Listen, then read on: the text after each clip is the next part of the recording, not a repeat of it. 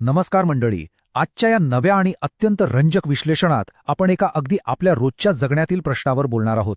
आपण सर्वांनीच कधी ना कधी असा अनुभव नक्की घेतला असेल.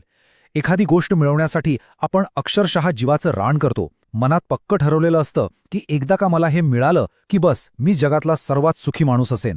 मग ती मुंबईतली एखादी भारी नोकरी असू दे, पुण्यातलं स्वतःचं हक्काचं घर असू दे किंवा एखादी चमचमती नवीन गाडी असू दे.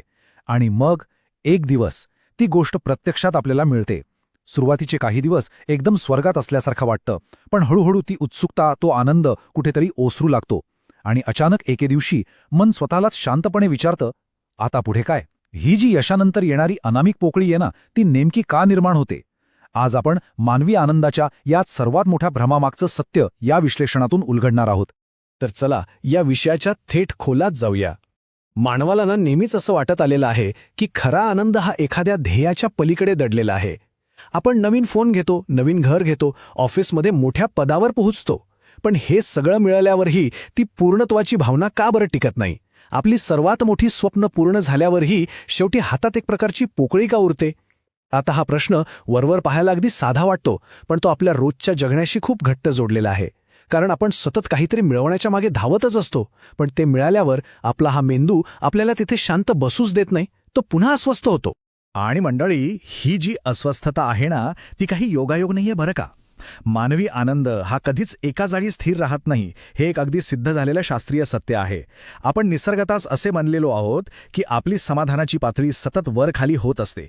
एखाद्याने जगातील सर्वोच्च शिखर जरी सर केलं तरी तो आनंद काही कायमस्वरूपी टिकत नाही. मानसशास्त्रज्ञांनी मानवी मनाच्या या विचित्र आणि सतत चालणाऱ्या खेळाला एक अतिशय अचूक असं नाव दिलं आहे. आणि हे नाव समजून घेणं हेच आपल्या सुखाच्या शोधातील सगळ्यात पहिलं आणि महत्त्वाचं पाऊल आहे. याला मानसशास्त्रात म्हणतात हेडॉनिक अडॅप्टेशन. आता सोप्या भाषेत सांगायचं तर याचा अर्थ असा की आपल्या आयुष्यात कितीही मोठा सकारात्मक किंवा चांगला बदल झाला तरी काही काळानंतर आपली भावनिक स्थिती पुन्हा पूर्वीच्याच मूळ पातळीवर म्हणजेच बेसलाईनवर परत येते. आपला हा मानवी मेंदू यश, आराम आणि चैनीच्या वस्तूंशी अगदी सहज सरावतो. विचार करा, जी गोष्ट काल आपल्यासाठी एक स्वप्न होती ती आज आपली सवय बनते. आणि जेव्हा ती सवय बनते तेव्हा साहजिकच त्यातून मिळणारा आनंद आणि तो सुरुवातीचा भावनिक उच्चांक आपोआप नाहीसा होतो. हे मानवी इच्छांचं चक्र बघितलं तर अतिशय रंजक आहे. हे अगदी एका धावपळीच्या ट्रेडमिलसारखं आहे, ज्यावर आपण सगळेच न थांबता पळतोय. पहिली पायरी असते इच्छा, दुसरी पायरी प्राप्ती म्हणजे ती गोष्ट आपल्याला मिळणं, तिसरी पायरी सवय म्हणजे तो आनंद सवयीचा होऊन जाणं, चौथी पायरी पोकळी, पुन्हा ती जुनी रिकामी भावना, आणि मग येते पाचवी पायरी एक नवी इच्छा. आपण याच तात्पुरत्या उत्साहाला कायमस्वरूपी सुख मांडण्याची चूक वारंवार करतो. आपला मेंदू आपल्याला सतत सांगत असतो, अरे कदाचित पुढच्या यशाने मला कायमचं समाधान मिळेल.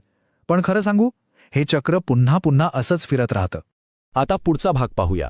या सगळ्याचा वेग वाढवणारे घटक, सोशल मीडिया आणि चंगळवाद. आता हेडॉनिक अडॅप्टेशन ही मानवाची अगदी जुनीच प्रवृत्ती आहे, पण आधुनिक जगाने यात अक्षरशः पेट्रोल ओतण्याचं काम केलंय. इथला सर्वात महत्त्वाचा मुद्दा असा आहे की सोशल मीडिया आपल्या मनावर सतत एकच गोष्ट बिंबवत असतो, अधिक म्हणजे आनंद. आपण सतत इतरांचे उत्तम जीवनमान, त्यांचं मोठं यश, महागड्या वस्तू आणि अतिउत्साही आयुष्य स्क्रीनवर पाहत असतो. यामुळे आपला मेंदू अशी अटस घालून घेतो की जोपर्यंत आपल्याकडे या जास्त आणि उत्तम गोष्टी नसतील तोपर्यंत आपण आनंदी होऊच शकत नाही. आपण सतत अपग्रेडेशनच्या मागे लागतो आणि मग काय होतं? ज्या गोष्टी आपल्याकडे आधीपासून आहेत त्यांचं मूल्य आपल्या नजरेत चक्क शून्य होऊन जातं. बाह्य यश आतली पोकळी कायमस्वरूपी भरून काढू शकत नाही. मंडळी, हे एक अतिशय भेदक आणि कठू सत्य आहे.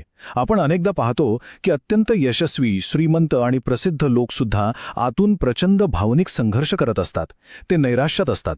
पण का? कारण त्यांनी वर्षानुवर्षे शिखरावर पोचण्यासाठी खर्ची घातली, तिथे पोचल्यावर त्यांना अचानक जाणवतं की आतली पोकळी तर तशीच आहे, तो आनंद टिकलाच नाही. हे वास्तव एखाद्याला आतून पूर्णपणे उद्ध्वस्त करू शकतं. कारण यश हे कायम बाहेरचं असतं, पण समाधान हे नेहमी आतून येत असतं. इथूनच आपला पुढचा मुद्दा येतो, इच्छांचा व्यापार. हे ऐकून कदाचित तुम्हाला थोडं आश्चर्य वाटेल, पण आजची आपली आधुनिक अर्थव्यवस्था ही पूर्णपणे आपल्या असमाधानावरच अवलंबून आहे. जरा विचार करा, जर सगळे लोक समाधानी झाले तर वस्तूंची खरेदीच थांबेल ना? आणि म्हणूनच उद्योग क्षेत्र आपल्या मनात सतत नवीन इच्छा आणि नवीन असुरक्षितता निर्माण करत असतं. आपल्याला जाहिरातींमधून अगदी पद्धतशीरपणे असं शिकवलं जातं की तुम्ही आनंदापासून फक्त एक खरेदी दूर आहात. हा नवीन फोन घ्या आणि बघा तुमचं आयुष्य कसं बदलून जाईल. पण जशी आपल्याला त्या नव्या वस्तूची सवय होते, हेडोनिक ॲडॅप्टेशनमुळे तो आनंद संपतो आणि बाजारपेठ एक नवीन उत्पादन घेऊन पुन्हा आपल्या दारात उभी राहते. थोडक्यात सांगायचं तर अर्थव्यवस्थेला आपल्या भावनिक अस्वस्थतेतून नफा मिळतो. मग यावर उपाय काय? तर आपला पुढचा मुद्दा आहे साधेपणात शांती शोधणे. या सतत चालणाऱ्या धावपळीतून बाहेर पडायचा मार्ग काय? खऱ्या अर्थाने आपण शांती कशी मिळवू शकतो? यासाठी आपल्याला थोडं मागे जावं लागेल. बालपणातील साधेपणा आणि आज मोठेपणीची आपली अतिउत्तेजना थोडा आठवून पहा. आपण लहान असताना किती सहज आणि छोट्या छोट्या गोष्टींत आनंदी व्हायचो नाही?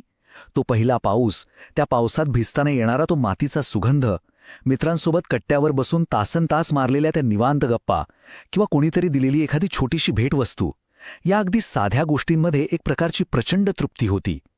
पण आज काय झालंय? आज आपल्याला सतत मोबाईलचं नोटिफिकेशन, महागडं मनोरंजन आणि डोपामाइनची सवय लागलीय. आपण एवढे ओव्हर स्टिम्युलेट झालो आहोत की ती पहिल्या पावसाची मजा किंवा त्या कट्ट्यावरच्या गप्पा आता आपल्याला अगदीच सामान्य आणि रटाळ वाटायला लागल्या आहेत.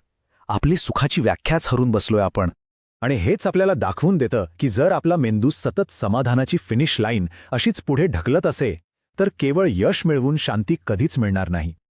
खरी शांती येते ती वर्तमानात जगण्यातून, जे आत्ता आपल्याकडे आहे त्याबद्दल कृतज्ञता व्यक्त करण्यातून, आपल्या आयुष्याला एक खरा अर्थ देण्यामधून आणि माणसांशी खऱ्या अर्थाने जोडले जाण्यातून.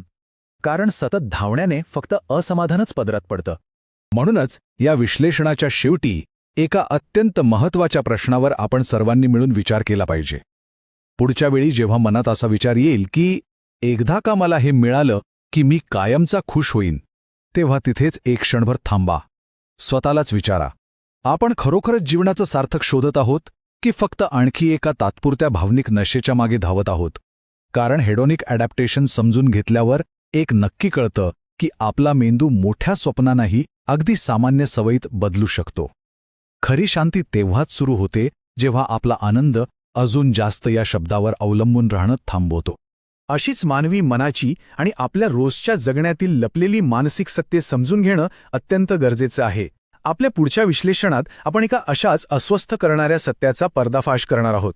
मानवाला शांततेची आणि स्वतःच्याच विचारांसोबत एकटं राहण्याची आतून इतकी भीती का वाटते, हे समजल्यानंतर नक्कीच उलगडा होईल की आपण सगळे सतत कुठल्या ना कुठल्या डिस्ट्रॅक्शनच्या शोधात का असतो. तोपर्यंत स्वतःला आणि आपल्या साध्या साध्या आनंदांना जपा.